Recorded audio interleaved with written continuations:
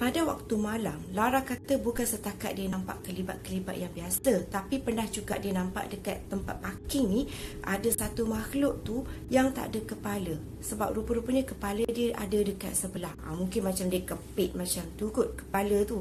Dan lagi satu pernah jugalah nampak kelibat macam hantu Jepun macam tu.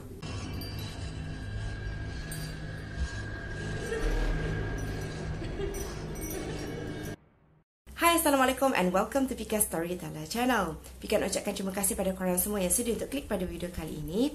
Dan untuk video kali ini, Pika akan bawakan lagi sekali kisah daripada Lara Sofia. Sebab Pika dapat banyak sangat request daripada korang, daripada komen-komen semua tu, untuk Pika menceritakan lagi sekali kisah seram yang berlaku dekat Lara Sofia. So, dekat sini siapa yang tak tahu Lara Sofia, dia merupakan salah seorang daripada subscriber Pika. Dan dia juga adalah seorang yang mempunyai kelebihan untuk melihat alam di sebalik. Jadi, tanpa kita buang masa, jom kita layan kisah seram yang dikongsikan oleh Lara Sofia.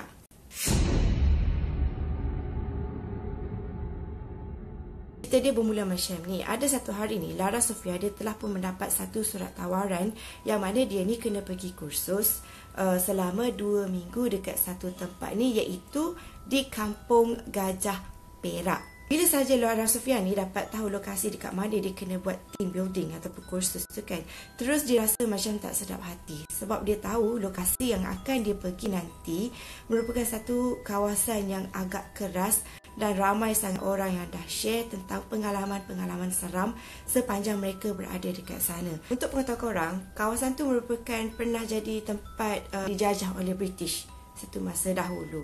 Dan katanya bangunan tu dia ada banyak tau. Dia ada macam satu penempatan ataupun bangunan baru yang dibina. Lepas tu dekat kawasan tu ada juga beberapa rumah lama dan juga bangunan lama yang masih digunakan sampai ke hari ni. Nak dijadikan cerita, Lara Sofia ni dia dapat penempatan dekat bangunan baru dekat tingkat 3. Dan satu bilik ni hanya ada 2 orang sahaja yang boleh duduk dekat dalam bilik tu. So masa ni Lara Sofia ni dia pun dapatlah satu bilik dengan lagi seorang kawan dia yang bernama Ika. Kata Lara, bilik penginapan dia tu dekat tingkat paling atas, iaitu tingkat 3. Dan kawasan tu memang agak cantik jugalah, macam hotel 3 bintang macam tu. Mungkin juga disebabkan oleh bangunan tu macam agak baru jugalah nak dibandingkan dengan yang lain-lain kan. Lara kan pergi kursus dekat sana selama 2 minggu. Kata Lara, sepanjang minggu yang pertama tak ada kejadian seram yang serius yang berlaku dekat dia ataupun orang-orang lain yang berada dekat kawasan kursus tu. Yang ada cuma macam bila waktu malam, Lara ni dia selalu sahaja nampak kelibat-kelibat. Dan pernah jugalah dia nampak kelibat macam dekat parking kan. Ada benda tu macam tak ada kepala, makhluk tu tak ada kepala. Lepas tu kepala dia tu rupanya dia ada dekat sebelah. Mungkin macam dia pegang macam tu ke kan. Ataupun pernah juga dia nampak kelibat macam hantu Jepun, tak pun makhluk besar hitam tu yang macam genderuwo tu kan. Tapi mostly kebanyakan kelibat yang dia nampak tu berlaku pada waktu malam secara tak sengaja. Sampailah masuklah ke minggu yang kedua. Ada satu hari ni Lara dia kena pergi awal sikit ke Dewan Kuliah sebab katanya dia ada kena buat presentation. So untuk early preparation dia kena pergi awal sikit lah kan. Jadi masa tu si Ika ni kan roommate dia. Ika ni masih lagi belum siap. So Lara ni alang-alang dia dah siap. Dia pun cakap lah dekat si Ika, kalau macam tu dia gerak dululah pergi sorang-sorang kan dekat Dewan Kuliah tu, sebab dia nak prepare apa yang patutlah untuk presentation yang akan dia lakukan selepas tu. Dalam perjalanan untuk pergi ke Dewan Kuliah tu, kata Lara dia macam ada satu laluan pejalan kaki yang ada bumbung dekat atas tu. Mula-mula okey lagi tau, tapi lama-kelamaan Lara Sofia ni dia perasan yang keadaan tu tiba-tiba menjadi sangat-sangat sunyi. Jadi masa ni Lara Sofia mula rasa tak sedap hati. Pada masa yang sama juga Lara mula rasakan yang macam ada orang yang sedang memerhatikan dia. Tetapi bila Lara Sofia ni dia pusing sekeliling, dia tengok tak ada orang pun dekat kawasan tu. Jadi Lara Sofia ni pun buat tak tahu. Lepas tu dia pun teruskan berjalan pergi ke Dewan Kuliah tu. Dan tiba-tiba dia dapat rasakan dekat bahu dia ni ada macam orang sentuh tau. Masa ni bila dapat rasa je sentuhan dekat belakang, dekat bahu dia ni, Lara dah tahu dah boleh agak. yang itu bukanlah manusia. Sebab tadi kan dia pusing sekeliling tengok tak ada orang kan. Tetapi pada masa ni dia memberanikan diri untuk toleh ke belakang. Bila dia toleh ke belakang, memang tak ada siapa-siapa pun dekat belakang dia tu. Tetapi yang mengejutkan adalah bila dia pusing je ke depan, sekali makhluk tu berada betul-betul dekat depan muka si Lara ni. Punyalah Lara tu terkejut sampaikan dia terjatuh, terduduk dekat situ. Apa yang Lara boleh gambarkan dengan makhluk tu adalah dia kata makhluk tu berambut panjang, mata dia tu macam merah, lepas tu dia macam ada taring panjang tau. Lagi satu, muka dia tu buruk, macam ada kesan terbakar macam tu. Kemudian dia pakai baju macam warna putih gitu. So disebabkan Lara ni dia dah selalu sangat lihat benda-benda yang buruk macam tu kan. So dia pun teruslah cakap dekat benda tu. Dia macam marah lah dekat makhluk tu sebab ganggu dia kan. Dia cakap lah dekat makhluk tu, kau nak apa lah? Kenapa kau ganggu aku lah? Macam tu kan. Lara ni marah dekat makhluk tu. Tapi masa ni makhluk tu walaupun mulut dia tu tertutup, tapi Lara boleh dengar suara makhluk tu marah balik dekat Lara. Dengan suara garau, benda tu cakap dekat Lara, suruh kawan-kawan kau balik. Kau jangan ganggu tempat aku. Lepas tu Lara pun tanyalah balik benda tu kan. Siapa mereka tu? Siapa yang kacau kau? Macam tu kan. Lepas tu benda tu pun cakap, Mereka. banyak kali. Masa tu Lara Sofia ni pun macam, siapa pula yang buat kacau kan? Kenapa dia yang kena marah? Kenapa bukan orang yang buat kacau tu pula yang kena marah? So masa ni Lara Sofia ni macam dah boleh agak lah. Mesti ada peserta-peserta lain dekat dalam kursus tu yang buat hal. Tapi disebabkan oleh Lara Sofia ni dia hijab terbuka, jadi benda tu pergi attack si Lara Sofia ni. Dan tak lama selepas tu Lara Sofia dapat nampak lah adalah beberapa orang ni berjalan menuju ke arah Dewan Kuliah juga. Maksudnya masa ni barulah Lara Sofia ni bukan berjalan keseorangan. So selepas balik sahaja dari kuliah, masa Lara Sofia ni nak get ready untuk tidur, masa tu jam lebih kurang pukul 11 malam. Lara Sofia ni dia dah settle bersihkan diri semua, so dia dah prepare untuk tidur lah. Kata dia pada masa tu lampu tu agak malap tau. Dan lagi satu pula, Lara Sofia ni dia jenis yang tidur agak lambat sikit lah. Manakala kawan roommate dia, Ika tu pula jenis yang mudah terlelap. Jenis yang macam letak je kepala dekat atas bantal tu terus tidur macam tu. Kita kan ada kawan yang macam tu kan. So kata dia masa tu Ika ni dah pun tertidur lah. Masa Lara ni baru je macam nak melelapkan mata, sekali dia dapat dengar satu bunyi ketukan yang sangat kuat dekat tingkap luar bilik ni. Disebabkan oleh dia terkejut, jadi Lara ni pun cakap lah, bunyi apa tu? Kan? Lepas tu dia pun tengoklah dekat Ika ni, sebab kalau bunyi tu terlampau kuat macam tu sekali, sepatutnya Ika ni terbangunlah daripada tidur. Tapi Ika ni maintain tidur lena je kan. So Lara ni pun terus bingkas bangun dan dia pun pergilah selak langsir dekat tingkap tu. Nak tengoklah kan apa ke benda dekat luar tu yang bunyi ketukan kuat tu. Mungkin macam burung ke, ataupun mungkin macam kelawar ke yang langgar tingkap tu kan. Tapi bila dia tengok tak ada apa pun. So lepas tu Lara ni pun teruslah pergi balik ke katil dia, nak sambung tidur lah. Masa tu dia pun ambil tarik selimut kan. Nak tidur kan, kita tarik selimut, cuba untuk melelapkan mata. Tapi masa ni Lara Sofia ni dia rasa seram sejuk. So bila dia mula rasa tak sedap hati dengan rasa sejuk semacam tu, Lara ni pun terus tarik selimut sampailah ke kepala. Tetapi tak lama lepas tu dia dapat rasakan macam selimut yang digunakan tu ditarik oleh seseorang daripada kaki. Jadi bila ditarik daripada kaki, Lara Sofia ni pun tariklah balik selimut. Lepas tu benda tu tarik lagi. Duk main macam tu lah. Sampailah sekali selimut Lara ni kena rentap dengan kuat sangat, sampaikan selimut dia tu terjatuh dekat atas lantai. Bila selimut tu dah jatuh kan, rupa-rupanya barulah Lara Sofia ni nampak rupanya ada satu lembaga ni dekat kaki dia tu. Dia kata rambut panjang, mata merah, muka macam burung gagak, ada paruh, kaki dan tangan dia panjang sangat.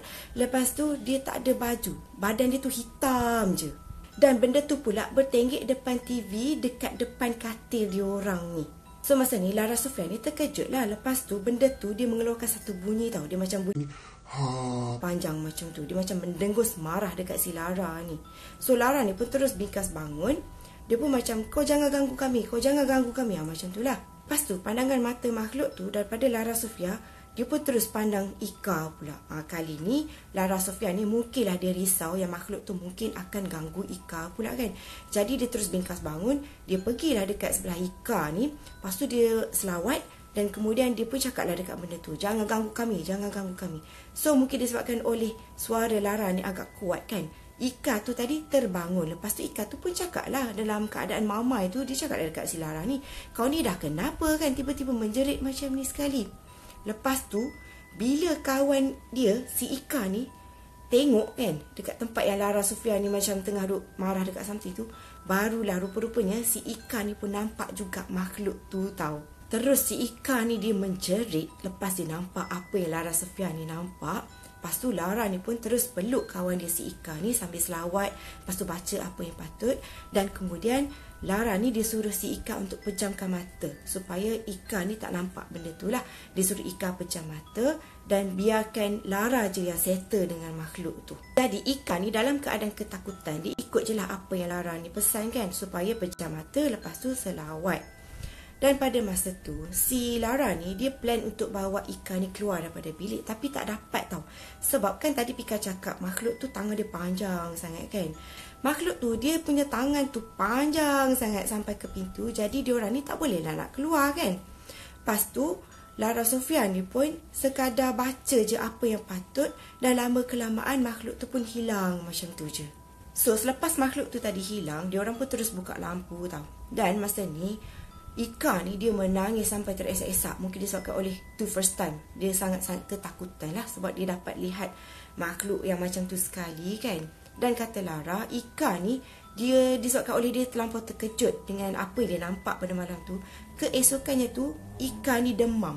Jadi pada masa ni Lara ni dia macam agak pelik lah, macam mana si Ika ni boleh nampak juga makhluk tu pada malam tu kan. Sebab kebiasaannya hanya dia seorang je yang boleh nampak benda tu. So dia tanyalah dekat Ika ni, sepanjang kau berada dekat kursus ni, kau ada nampak tak benda-benda pelik selain yang kau nampak semalam tu? Lepas tu Ika kata tak pernah nampak sebelum ni, tu first time, malam tu je yang dia pernah nampak kan. So sepanjang kursus tu dia orang tidur dengan lampu terbuka, lampu terang je. Tapi nak buat macam mana kan, kalau dah bila takut sangat tidur dalam gelap, Kang takut benda tu menjema. So nak tak nak terpaksalah Lara ni akur yang dia ni kena tidur dengan lampu terbuka. Sampailah ke hari last, diorang ni pun kemaslah barang semua kan, kemas beg.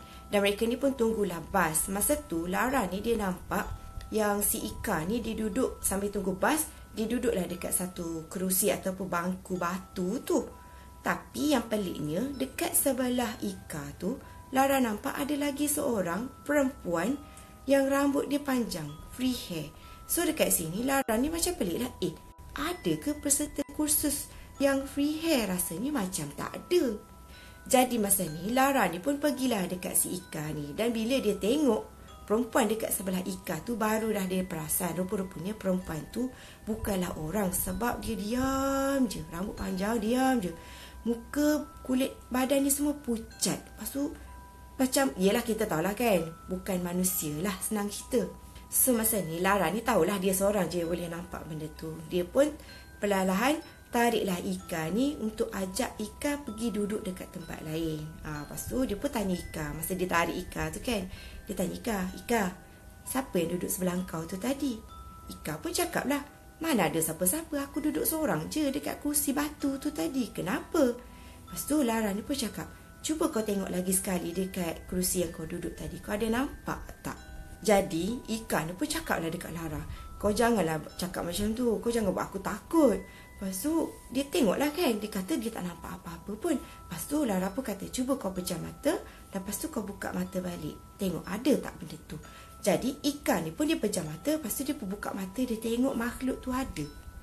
Rupa-rupanya memang betul ada satu benda yang duduk dekat sebelah dia tadi, bentuk perempuan rambut panjang tu lah. Lepas tu Ika ni memang terkejut lah kan. Kemudian Ika ni pun tanyalah Lara, wih siapa tu? Lepas tu Lara pun cakap lah dekat dia, entah daripada tadi dia duduk dekat situ, cuma kau je yang tak nampak. So Ika ni dalam keadaan ketakutan, dia pun pejam balik mata dia, dia gosok-gosok macam tu kan.